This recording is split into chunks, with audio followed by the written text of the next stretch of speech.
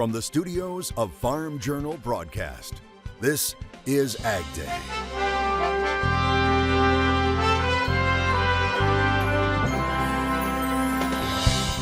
Fighting food waste. I think it's hunger, preventing food waste, and bringing some healthy food to farm worker families. How some communities are finding success.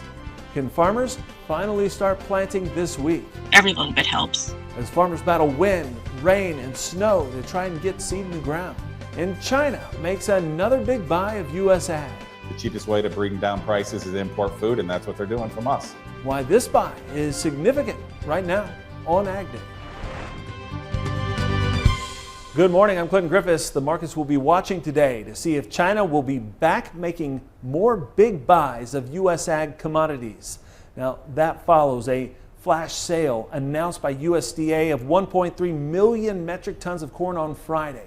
Of the total, 735,000 metric tons is old crop, or about 28.9 million bushels. Now, the rest new crop, 24.1 million bushels. Now this is on top of another million-ton buy earlier this month of U.S. corn by Beijing. Jim McCormick of agmarket.net calling the latest purchase significant, saying that the U.S. is running a little behind on its export pace right now. And the fact of the matter is that China needs to come in and buy our corn. They bought about 6 million metric tons of corn from the Ukrainians. They can't get that corn out of the Ukraine, obviously because of the war. So that is pushing demand over to the United States. I would anticipate that they're going to continue to see that demand come to the United States. South America is starting to have its own problems with safrinha crop shrinking back due to dryness issues. So that should hopefully be supportive for export demand for the United States. But the market's not reacting much to the buys on Friday. Jim's saying planting windows are opening up this week weather-wise, and the market is trying to price some of that in. Indonesia is announcing a ban on palm oil exports starting Thursday. The country's president announcing a halt to shipments of the cooking oil and its raw material in an effort to control soaring domestic prices. Now, it's feared the move could further add to food inflation around the world, which is continuing to rise following Russia's invasion of Ukraine. Indonesia is the world's top producer of palm oil. It's also the world's most consumed oil. But S&P Global Platts is questioning the duration and motivation of the announcement. Pete Meyer saying a long-term ban would crush Indonesia's economy, and considering this isn't the first time it has threatened this type of action recently, this could actually be a ploy to implement tariffs. In Indonesia, the retail price of cooking oil is up more than 40% so far this year. Here at home, Farm Bureau says there's an issue on the American railways system. It found that in 2021, the number of unfilled grain cart orders increased by 50%. That means the grain rail cars were 1 or more days late to buyers and grain elevators, forcing those places to wait much longer than the year before. Farm Bureau attributes those delays to persistent labor shortages and railroads selling some equipment early 2020. A majority of the delays happen in the northern plains, with North Dakota and Minnesota leading the way. Rain and even more snow over the weekend in several key planting states, possibly delaying planting even further. Now, we'll get a new planting progress report later today. While in North Dakota, seeing even more snow over the weekend. That's after a historic blizzard earlier this month. Here you see one farmer racing to plant what they could before that blizzard. Farmers Carrie and Brent Roth say they were able to plant about 2,000 acres before the storm. Every little bit helps, but it's really going to shorten the seeding and planting season, because once we can finally get in the field again, it's going to be a short season. USDA reports planting for spring wheat, durum, barley, and dryable peas in North Dakota is 1 to 3% behind the 5-year average. Now, high winds over the weekend continuing to increase the fire danger, especially in Arizona, Colorado, and New Mexico. Massive smoke clouds have taken over the skies near Flagstaff, Arizona, as the fast-moving flames from the tunnel fire have scorched earth. In New Mexico, the Simona fire is burning on both sides of the Rio Grande. It threatens buildings, large natural gas lines, and telecommunications equipment. A large spring storm pushed across the country over the weekend, bringing a mixture of snow and rain. Meteorologist Matt Yurosavik joins us. And Matt, does it look any better for planting this week?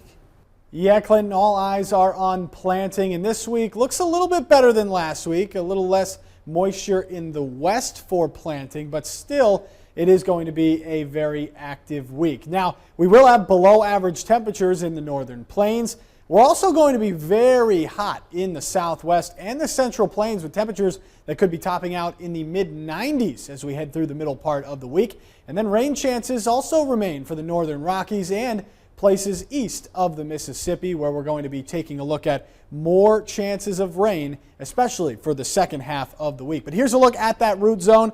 Again, this is from last week where we see a lot of moisture there, Mississippi River Valley all the way down through the Gulf Coast. Still very dry back in the west, but a little bit of improvement after that last winter storm brought some historic snowfall to the northern plains. Here's a look at Monday, though. We've got a chance for showers and a few storms along a extended cold front all the way from the Great Lakes through the Mississippi River Valley and down into southern Texas as well. Meanwhile, sunny as high pressure takes control in the west. It'll be warmer in the southwest, but cooler across the center of the country behind that front. And the AgDay family just got a little bigger. Our team is welcoming Riley Karen Miller. Riley's dad, Andy Miller, is the guy who makes all the magic happen behind the scenes here at AgDay. From the video to the lights to the cameras, we want to congratulate Andy and his wife Amanda as they now begin life as a family of 3. I'll have more on your forecast coming up.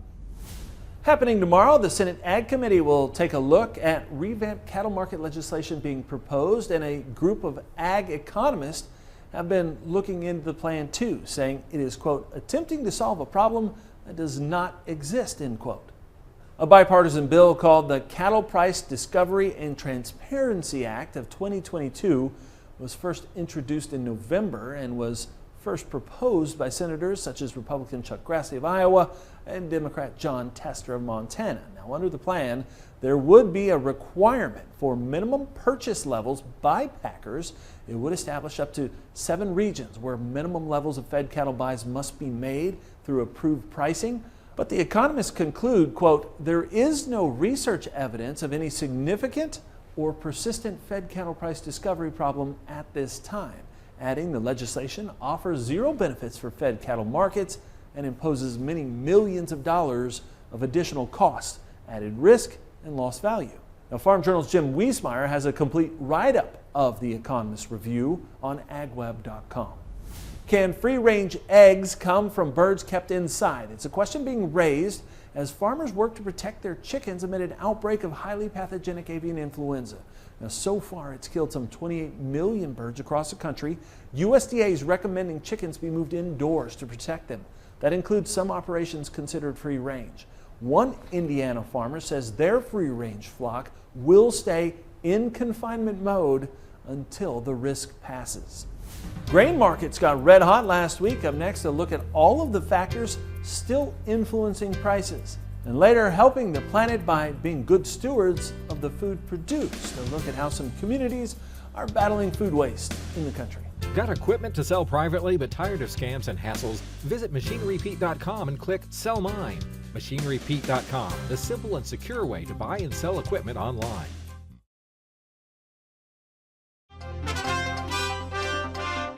Joining us today, we have Brian Bastine with Advanced Trading. Brian, as we talk about really where these markets are, we're starting to say things like historic and highest levels we've seen in years. What does that mean from a strategy standpoint as we try to turn our focus to planting and getting a crop in the ground? These are historic prices at this point, Clinton. We're looking at the highest price ever, for example, for December corn futures at this time of year. And we're looking at the highest price ever for November soybean futures for this time of year. So really encourage your viewers to get control of their 21 bushels of corn and beans. And by that we mean establish some type of risk management floor for those bushels. The market is not encouraging producers to store at this point. There's a big inverse, about a 25-30 cent inverse from May to July soybean futures, and about a nickel inverse between May and July corn futures. So defend your balance sheet. That's the message we're sharing with producers. And there are a lot of different ways you can do that, Clinton. But the important thing is get control of these 21 2021 bushels. So you can turn your attention entirely to 2022. And Clinton, it's not too early to think about 2023 either. Yeah, Brian, talk to me a little bit about that in looking ahead here at 2022 and possibly to 2023. I mean, these prices are phenomenal. How aggressive should we be? Important thing at this point, Clinton, with 2022, we'll start there, is to maintain flexibility. As your viewers know, we've got a very, very early start to the planting season here, as far as less than 10% of the crop in the ground. A lot of time yet, a lot of uncertainty. But as you said, these prices are attractive today. Provide yourself some flexibility in marketing. One option, in my opinion, to consider would be the purchase of a put option. It allows you to put a floor underneath the market, but it allows the market to run, if you will, or continue to rally to the upside. In other words, you've locked in a floor, but left the upside open if factors around the world, for example, if Ukraine is unable to plant as much as they usually do, whatever the case may be, it allows that upside to remain open. So I think flexibility would be the key word I'd share with your viewers at this point, Clinton, in terms of 2022. But definitely it's time to look at these prices, and in my opinion, it's time to start to get control over 2022. And again, as I mentioned earlier, 2023, the same principle of flexibility, Clinton, would apply with 2023. All right, appreciate it. Thank you for those insights, Brian. Sure appreciate you joining us. We'll be back with more AgDay coming up in just a minute. To talk with Brian one-on-one, call Advanced Trading at 800-664-2314 or head online to advanced-trading.com.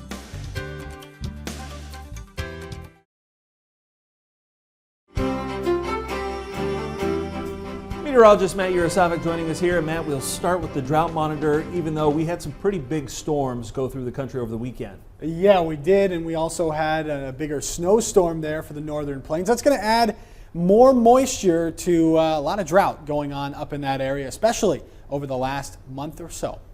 And we are going to see some more improvement there in the northern plains. But let's take a look at the last 4 weeks. As you can see, the changes here over the last month. And there were a little bit of changes there, especially in the Gulf Coast region and up towards the northern plains as well. You saw some resolving in the drought there in some places in Louisiana, Mississippi, even towards some parts of Texas. Then we went into the northern Rockies here, and especially where we had some record snow over the past couple of weeks, and adding to that over the weekend. But that's not factored into this one. That'll be factored in as we head into next week, so could see even more improvement, especially in Montana, Wyoming, and up into the Dakotas. We'll have to keep an eye on that. But let's take a look at the precipitation heading through this week. A storm system moving through the south, going to bring us another batch of rain and even some mountain snow up there in the northeast, with cooler air moving in. But then here's another storm system moving across the northern plains, very active up there and staying on the cooler side as well, with more precipitation. That's going to get rid of a lot of those drought conditions, but also set back that planting, which probably hasn't started just yet in the northern plains because of all of that snow. So very active again, and the jet stream paints that picture where we've got the warmth well down to the south, a trough in the east and a trough in the northwest. But notice right here, big ridge building in the center of the country. It's going to be warm right in through here, Amarillo up into Nebraska, Kansas. Temperatures could be in the 90s for highs as we head through the middle part of the week, and same thing back toward Phoenix and Los Angeles. Very warm air, and then that will slowly start to move eastward as we bring another trough into the west, keeping it more active in the Pacific Northwest. So here's a look at the temperatures this week. Below normal in the east and in the northwest. Above normal, though, there in the Four Corners region and in Florida. And precipitation above normal in the northwest, but below normal over most of the country in some places where we've seen a lot of rain in recent weeks. That's a look around the country. Now let's take a look at the weather where you live.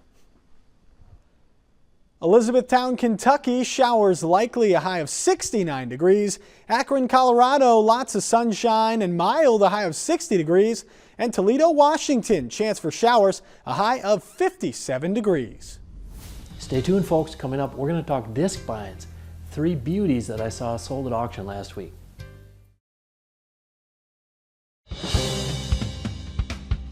John Deere continuing to invest in autonomous technology. The latest, the sprayer. It's entering into a joint venture with Gus Automation.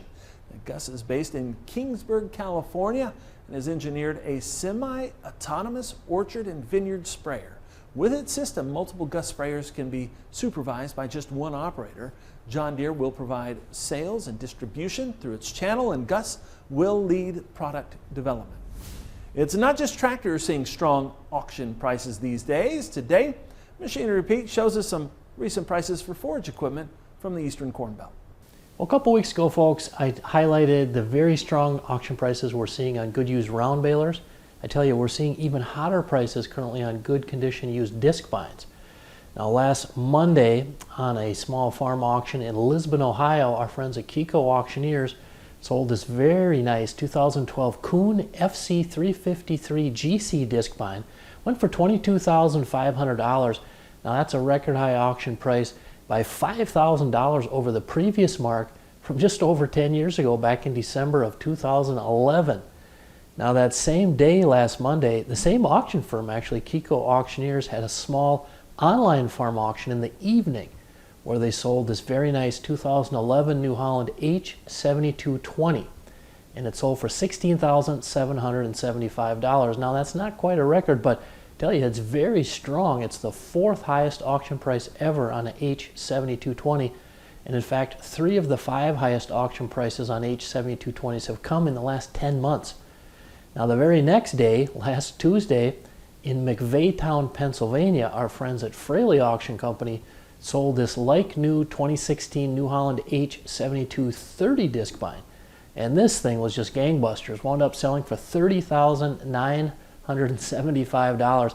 That's a record high auction price by $10,475, folks. All right, thanks, Pete.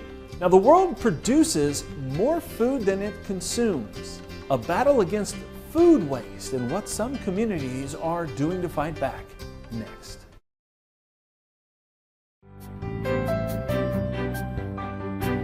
As part of Earth Day on Friday, President Biden signing an executive order to protect mature and old-growth forests, both domestically and internationally. The effort designed to increase natural carbon absorption to limit climate issues and boost wildfire resilience. The executive order will also have federal agencies develop 20 to 30 targets for reforestation and promote efforts to increase natural carbon absorption through things like marsh restoration and the planting of drought-resistant crops. Another effort toward being good stewards of Earth, dealing with food waste. According to USDA, it's estimated about a third of all food produced in the U.S. goes uneaten each year. Isabel Rosales reports on the innovative ways that communities are working to turn that around.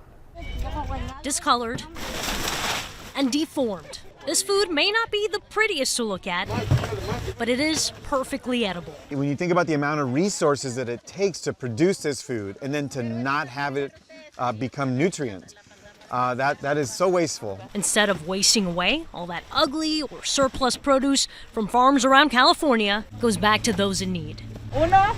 Roman Pinal, organizer for Campesinos a Campesinos, or farm workers to farm workers, says they feed hundreds of families in their community. I think it's hunger, preventing food waste, and bringing some healthy food to farm worker families.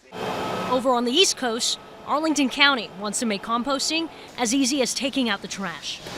It's the first in Virginia to offer residential curbside composting pickup. Eric Grabowski leads the Solid Waste Bureau. So it's our version of a topsoil product, and you can see how rich it looks. He tells me nearly 80% of households are participating, and the program isn't even a year old. I think that's fabulous. It's not 100%, but it's very good. Here's how it works. You collect food scraps like an orange peel. Once a week, a crew comes to pick up your green card, curbside, just like trash day. But it doesn't end up in a landfill. It ends up here. This is a composting facility. These scraps go through a journey. In these aerated bunkers, microorganisms break them down. And in about 60 days, it ends up as compost. In other words, fertilizer. So far, Arlington County found the program diverts about 20% of food scraps that would otherwise end up as garbage. But it's not always so easy to get people on board. You know, there's a yuck factor associated with managing food scraps in your house. But once you figure it out, you start to see scrap or spoiled food as not a waste, but an opportunity. I'm Isabel Rosales reporting. And that's all the time we have on this Monday morning. We're sure glad you tuned in. From all of us here at AgDay, I'm Clinton Griffiths. Have a great day out in farm country.